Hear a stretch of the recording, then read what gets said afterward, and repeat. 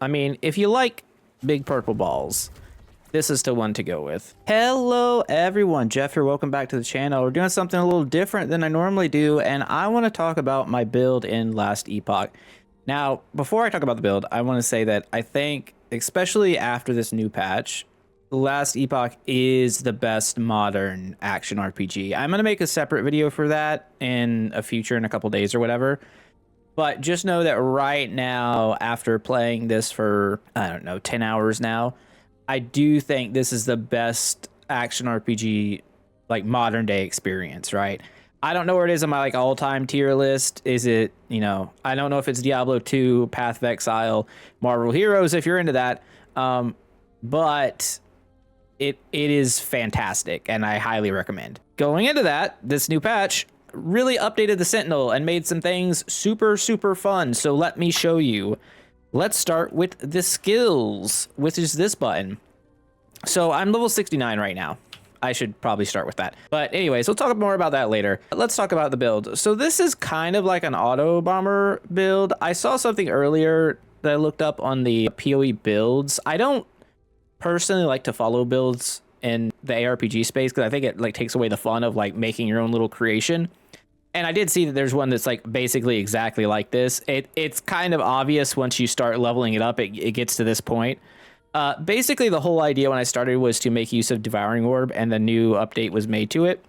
So if you don't know, Devouring Orb, it's like fires off a little orbit, but you had to do this thing previously with Numlock to get it to autocast. Well, they just added an autocast node now to the skill tree. So when we're moving, we're constantly making orbs. These are the Devouring Orbs, and they can echo, and they're dealing void damage and void rot damage, which also got buffed, the debuff.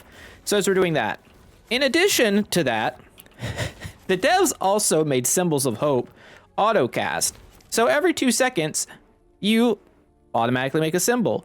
The cool thing about this build is we're not really pressing buttons. Literally most runs, I'm just holding down left and right click, left to move, right click to fire off smites to kill bosses. We don't have to press a button to kill trash. We could just walk right through them.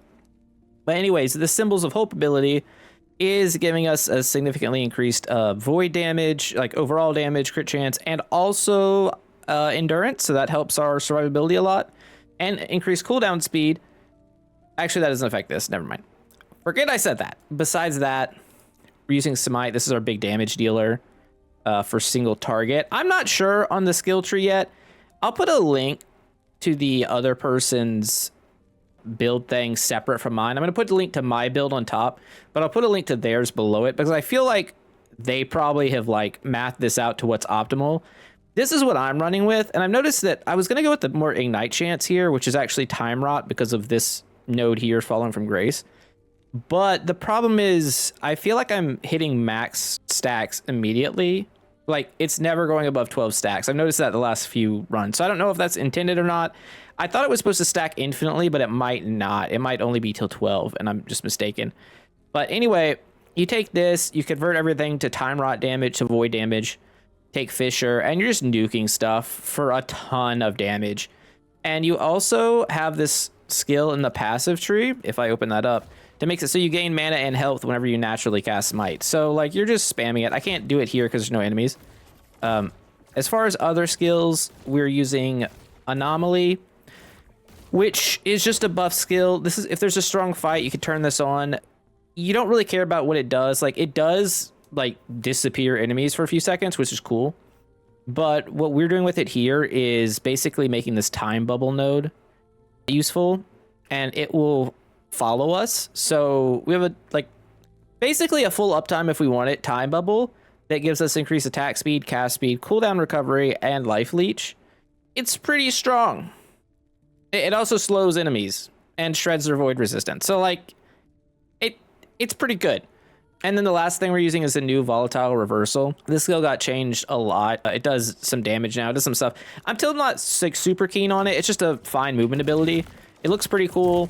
It does a little bit of damage. It kind of synergizes. It's very expensive the way I have it right now, though. So I'm kind of like, I don't use it much. This ability is like up in the air. If you'd rather lunge, I think you could lunge. But really, it's all about Symbols of Hope, Devouring Orb, Anomaly, and smite. So the point is you do have to like keep moving. So what I do is I hold left click to keep moving and then right click to smite. And you won't stop unless there's an enemy to hit, and you'll like stutter step. So I'll shut off in a second. And then for the passive tree, what I'm doing is this I'm not sold on either. If my resistances get better, I'd rather swap this to extra vitality because our stuff all scales off vitality. All of our skills that deal damage.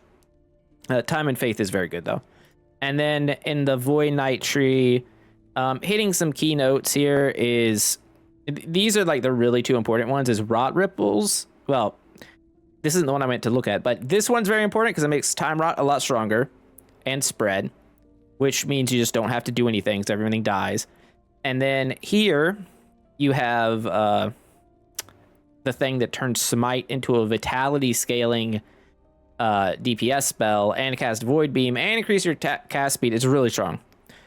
If you go down here, we have Temporal Velocity, which reduces our cooldown recovery speed, which means more Devouring Orbs, and they cast a Void Rift on cast, which does more AoE damage. And then I'm slowly working my way up. This is extra HP per Vitality and Vitality. Eventually, we're going to get this, which is reduce Void damage taken. You take elemental damage as Void damage. I haven't decided on a lot of these other nodes at the end here. I'm still working through what would be best. It really just depends on like my gear versus what I need at the time. Respecking in this game is not super expensive. And the new Woven Echo tree makes it easier to get gold if you want it. So for gear, my gear is ass. My gear is really bad right now. I literally, like just a few minutes ago, got the whole Forgotten Knight set, which is good. In this new update, there is a way to break down sets and put them on other gear, like you would legendary potential crafting.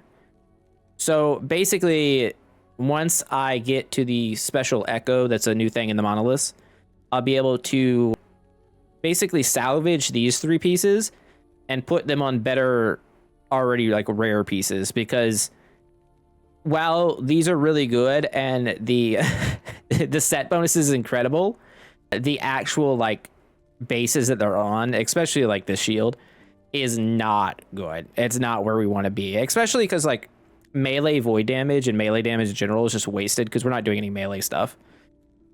That's literally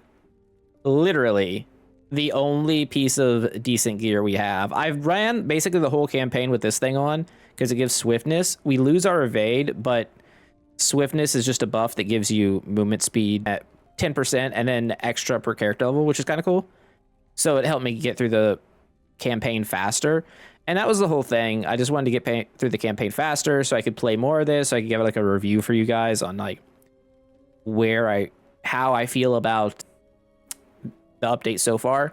And it has been just a blast. I'm currently, like I said, I'm currently level 69. We are on the level 70 monolith right now after, you know, just starting day 2 basically.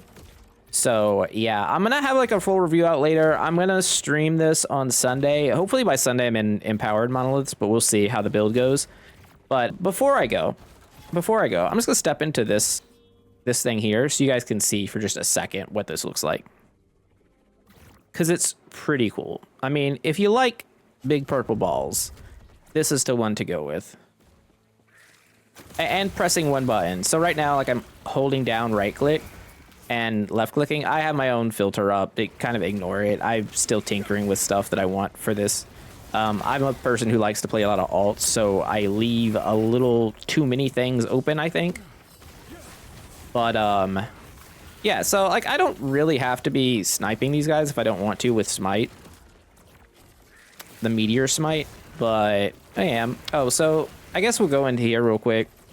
So this is one of the new things in the update, the tombs.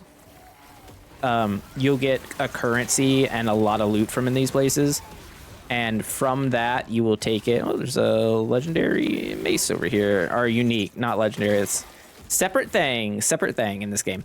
You'll get a lot of stuff in here, and then you can enchant your idol, like your class idols.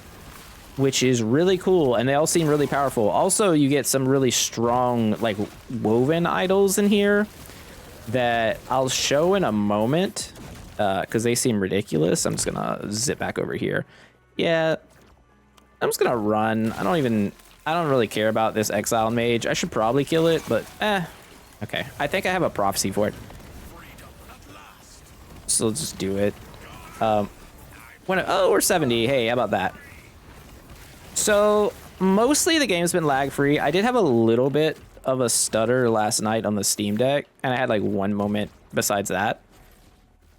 I don't really know what caused it. I don't know if there's a memory leak or something from having the game on too long. It's possible. All right, anything here? Some exalteds. I think they've really improved, like, not having to pick up a lot of like runes and random stuff like that now, and stuff not going to your inventory. There's now a keyring page. The game is doing something that I really wish like Diablo 4 had done, or Diablo 3 even, and is making updates that are going to stay in the game forever, seemingly. Like, this is not seasonal content. Oh my god, I'm full. God damn it, I pick up too much stuff. Look, okay, so we got some new uniques, we got some new everything. What is this? Okay, you just drop it, whatever. But yeah, this is a really good addition, and you can already see that they're like setting up for new stuff, because if you take a look here, there's like in-game factions tab that was added, and then item factions, and that's clearly a setup to put more here, which is awesome. So yeah, then you can go to this thing and you can put in a class, one of these things if you already haven't, and it'll buff it. As you can see, my idol thing is all woven idols and enchanted ones. So this one's giving me extra 27 health. That's the only one I have on right now because I haven't found a good thing. I can enchant this one. See, now it's got +2 spell damage while using a shield. That's actually kind of decent. However, the other parts on it aren't great, so I don't know. Kind of a wash. But we'll finish up the Echo real quick here since we're already in it. But yeah, I'm just gonna run to it now. Let the build do its thing. There's a champion over here. It's a new enemy type, so we'll have to nuke him down. I mean, I guess we don't have to. Abyssal Champion Bone Scythe. That's a new type of gear too. Health on kill, bow damage, whatever. Oh my god, it takes up so much space. Crisis of things. What about these boots? Why did I pick those boots up? I don't understand. These new champion affixes are kind of crazy if they roll on a good piece. But yeah, I'm really digging this. I think this has been fantastic so far. You know, many hours in. This build sped through the campaign. I just went hammers until I got Devouring Orb, and then that quickly transitioned to Smite, and it was quite good, I would say. Quite good. Basically just a hammered in, and then you become a hammered in without having to throw the hammers, which is pretty cool. But anyways, I hope you guys liked the video. If you want to see more, let me know in the comments about Last Epoch, because I'm digging this game. Like, it is, I think it's my favorite action RPG right now, and it's approaching like all-time favorite, but we'll see. Anyways, thanks for watching. I'll see you guys next time. Have a great day. Jeff out. Bye.